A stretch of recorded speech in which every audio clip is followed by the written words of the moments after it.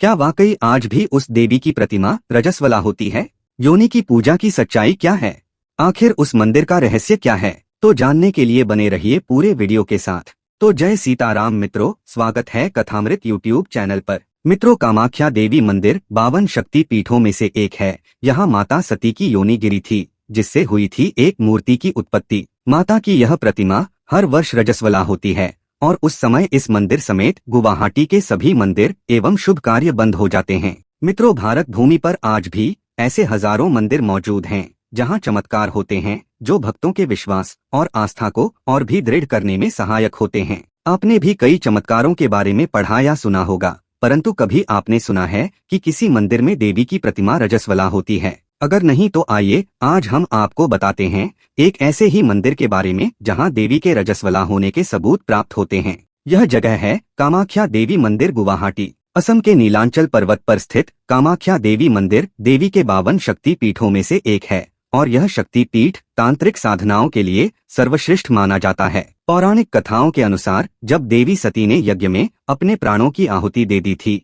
तब भगवान शिव ने माता सती का जला हुआ शरीर लेकर पूरे संसार में भ्रमण किया, जिसके कारण उनका क्रोध बढ़ता ही जा रहा था। तब स्थिति को संभालने के लिए श्री हरि ने अपने सुदर्शन चक्र से माता के पार्थिव अंग काटना शुरू किया और धरती पर जिन 52 स्थानों पर देवी सती के श्री अंग गिरे, वहीं पर 52 शक्तिपीठों की स्थापना हुई। माना जाता है कि नीलांचल पर्वत पर माता की योनि गिरी थी, जिसके कारण यहाँ कामाख्या देवी शक्तिपीठ की स्थापना हुई। ऐसी मान्यता है कि माता की योनि नीचे गिरकर एक विग्रह में परिवर्तित हो गई थी, जो आज भी मंदिर में विराजमान है और जिससे आज भी माता की वह प्रतिमा रजस्वला होती है। मित्रों, जिस प्रकार मनुष्य अपनी माँ की योनि या गर्भ से जन्म लेता है, लोगों की मान्यता है, उसी प्रकार जगत की माँ देवी सती की योनि से संसार की उत्पत्ति हुई है, जो कामाख्या देवी के रूप में है। जब माता रजस्वला होती हैं, तब यहाँ अंबुबाची मेले का आयोजन होता है। उन दिनों माता भगवती के मंदिर के द्वार स्वतः ही बंद हो जाते हैं। ऐसा 3 दिन तक चलता है।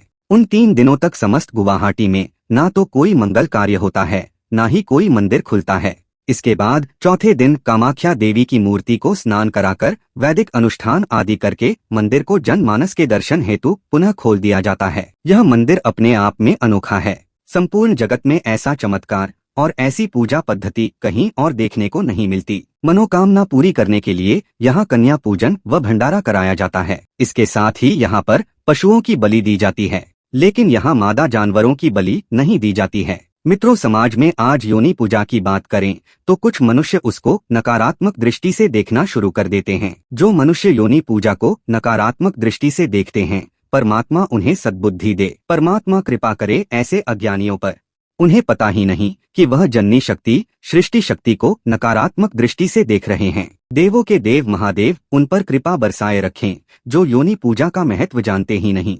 उन्हें इस सत्यता का पता ही नहीं है कि योनि पूजा के बिना कोई भी साधना पूर्ण नहीं है। शक्ति और शिव की बहुत बड़ी कृपा है कि हमें ये अति महत्वपूर्ण ज्ञान दिया और हमें शक्ति साधक बनाया। योनि पूजा से ही हम भैरवी साधना, शक्ति साधना, कुंडलिनी साधना और भी बहुत से साधना मार्ग पर अग्रसर हो सकते हैं और सफलता प्राप्त कर सकते हैं। लिंग पूजा पूरे विश्व में होती है, सभी बड़ी खुशी के साथ करते हैं, पर योनि पूजा के नाम पर नाक भौं सिकुड़ता है, जबकि संपूर्ण विश्व की मूल उत्पत्ति का कारक यही योनि ही है। आज हम मनुष्य सत्यता को अनदेखा कर रहे हैं। इसे मूर्खता और क्षुद्र मानसिकता नहीं कहेंगे तो और क्या कहेंगे। काली और त्रिपुर सुंदरी देवी के बाद कामाख्या माता तांत्रिकों की सबसे महत्वपूर्ण देवी हैं। कामाख्या देवी की पूजा भगवान शिव के नववधू के रूप में की जाती है, जो कि मुक्ति को स्वीकार करती है और सभी इच्छाएं पूर्ण करती हैं।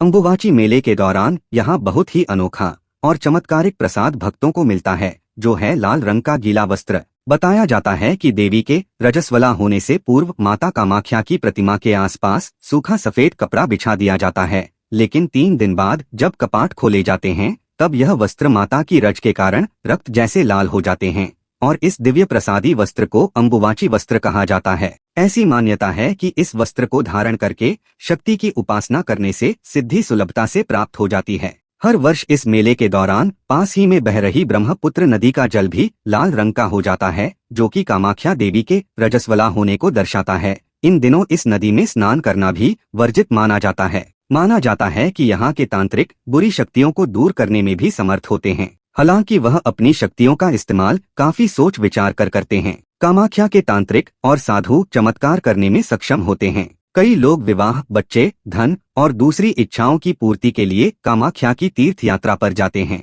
पौराणिक कथाओं में है कि इस मंदिर को कामदेव ने भगवान विश्वकर्मा की मदद से बनवाया था और तब इसका नाम आनंदख्या रखा गया। कामाख्या मंदिर का जिक्र कालिका पुराण, योगिनी तंत्र, शिव पुराण, बृहद्वधर्म पुराण में भी मिलता है। मंदिर के पुजारी ने बताया था कि पहले नरकासुर ने यह मंदिर बनाया था। नरकासुर माँ का रूप देखकर शादी करना चाहता था। उसको माता बोली कि इसके लिए आपको मंदिर बनाना होगा। तब नरकासुर ने यह मंदिर बनवाया था। हालांकि नरकासुर की कहानी थोड़ी बड़ी है, मैंने आपको संक्षेप में बताया है। तो मित्रों, यदि आपने अभी तक कथामृत को सब्सक्राइब नहीं किया है तो जरूर सब्सक्राइब करें। सबको राम राम।